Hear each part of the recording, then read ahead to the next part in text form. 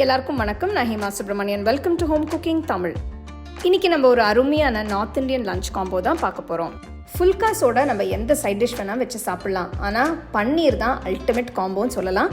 So இன்றைக்கி நம்ம பார்க்க போகிறது ஃபுல்கா அண்ட் கடாய் பன்னீர். ஸோ வாங்க இது ரெண்டுமே எப்படி செய்கிறதுன்னு பார்க்கலாம்.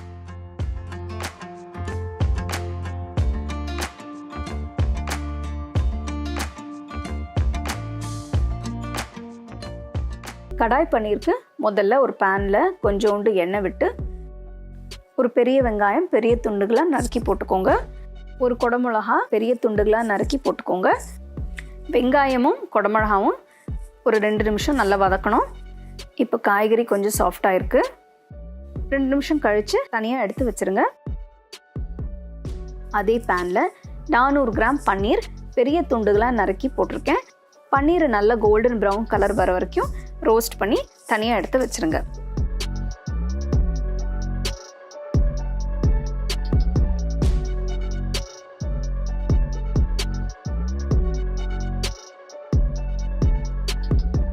அடுத்தது கடாய் பன்னீருக்கு ஒரு மசாலா பவுடர் அரைக்க போகிறேன். இதுக்கு ஒரு கடாயில் 1 டேபிள் ஸ்பூன் முழு தனியா, 1/2 டீஸ்பூன் முழு மிளகு, 1 பீஸ் பட்டை, 2 பிரியாணி இலை, 1 டீஸ்பூன் ஜீரகம், 4 கிராம்பு, 4 காஞ்ச மிளகா இதெல்லாம் போட்டு 2 நிமிஷம் நல்லா வறுக்கணும். நல்ல வாசனை வர வரைக்கும் வறுத்து ஆஃப் பண்ணி தனியாக எடுத்து வச்சுருங்க. மசாலா ஆறின பிறகு மிக்ஸி ஜாரில் மாற்றி நல்ல பொடியாக அரைச்சி வச்சுக்கோங்க.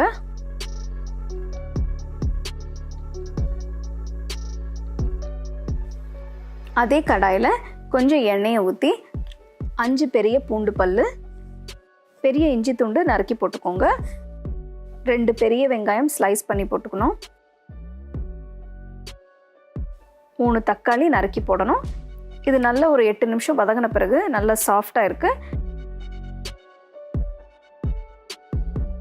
இது ஆற வச்சு மிக்ஸி ஜாரில் மாற்றி நல்லா பேஸ்ட்டாக அரைச்சி வச்சுக்கோங்க.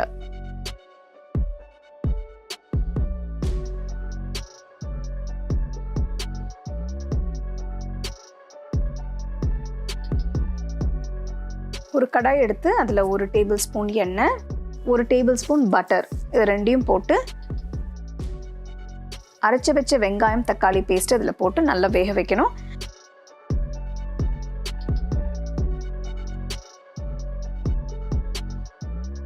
பச்சை வாடை போய் தண்ணியெல்லாம் வத்துற வரைக்கும் நல்லா குக் பண்ணணும். இப்போ பார்த்தீங்கன்னா இந்த மசாலா பேஸ்ட் நல்லா திக்காக இருக்குது.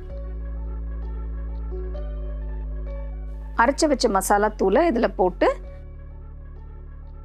1 teaspoon Kashmiri red chilli powder போட்டு 1 டீஸ்பூன் உப்பு இதெல்லாம் சேர்த்து நல்லா மிக்ஸ் பண்ணணும். 10 நிமிஷம் மீடியம் ஃப்ளேமில் வச்சு இந்த மசாலாவை நல்லா வேக வைக்கணும். இப்போ பார்த்தீங்கன்னா கலர்லாம் நல்லா மாறி இருக்குது, எண்ணெயும் செப்பரேட் ஆகிருக்கு.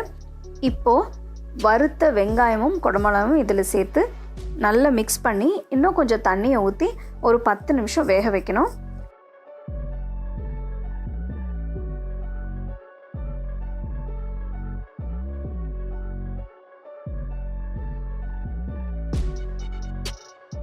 பத்து நிமிஷம் கழித்து பார்த்தோன்னா கிரேவி நல்லா திக்காக இருக்குது, எண்ணெயும் செப்பரேட் ஆகிருக்கு.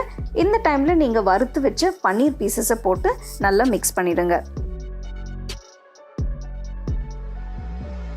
பன்னீர் பீசஸ் போட்ட பிறகு ஒரு 2 நிமிஷம் கழித்து 1 டேபிள் ஸ்பூன் ஃப்ரெஷ் க்ரீம் போட்டு கொஞ்சம் கசூரி மேத்தியும் தூவி விட்டு சூடாக சர்வ் பண்ணுங்கள். இது ரோட்டி நான்கெல்லாம் ரொம்பவே நல்லாயிருக்கும். கண்டிப்பாக உங்களுக்கு இந்த ரெசிபி பிடிச்சிருக்கும்னு நினைக்கிறேன். நீங்கள் வீட்டில் ட்ரை பண்ணி பாருங்கள்.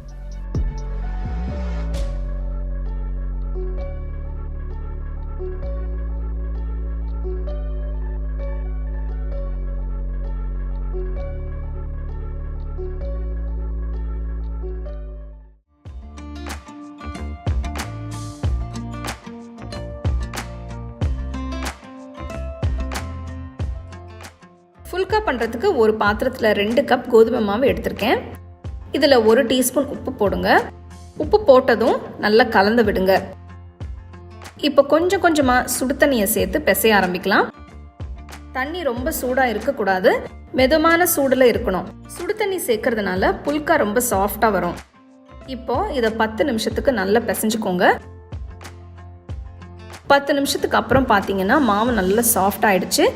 இப்போது இதை ஒரு ஈரத்துணியில் மூடி 30 நிமிஷத்துக்கு ஊற விடுங்க. 30 நிமிஷத்துக்கு அப்புறம் பார்த்தீங்கன்னா மாவு நல்ல லைட்டாக, நல்ல ஈரமாக, நல்ல சாஃப்டாகவும் இருக்குது. இதை இன்னும் 2 நிமிஷத்துக்கு நல்லா பிசைங்க. அடுத்து மாவை சின்ன சின்ன உருண்டைகளாக உருட்டிக்கோங்க.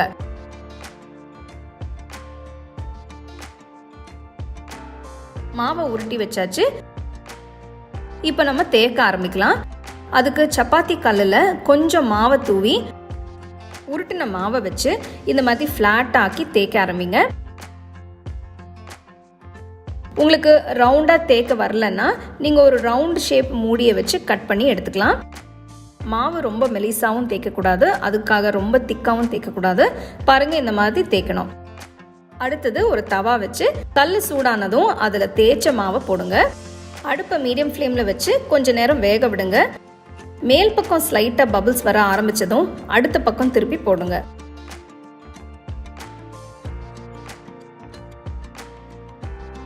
இப்போ எடுத்துட்டு நேராக அடுப்பில் வைங்க. அடுப்பில் வைக்கும்போது எந்த பக்கம் கொஞ்ச நேரம் வேக வச்சோமோ அந்த சைடு கீழ்ப்பக்கம் இருக்கிற மாதிரி வைங்க.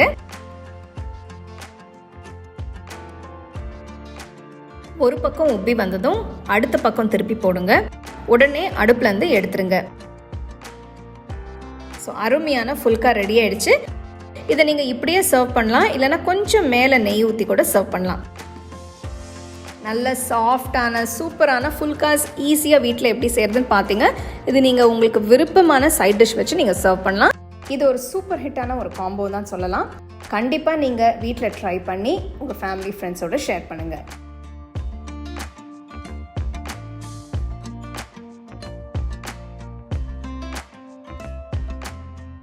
உங்களுக்கு இந்த ரெசிபி பிடிச்சிருந்தா லைக் பண்ணி, ஷேர் பண்ணி, ஹோம் குக்கிங் தமிழ் சேனலுக்கு சப்ஸ்கிரைப் பண்ணுங்கள். மறக்காமல் பெல் ஐக்கானை கிளிக் பண்ணுங்கள். The second edition of our home cooking book is now available on our website 21frames.in. I'll give you the link in the description. You can go and check it out. The book is currently available only in India for now, so you can place your orders on 21frames.in.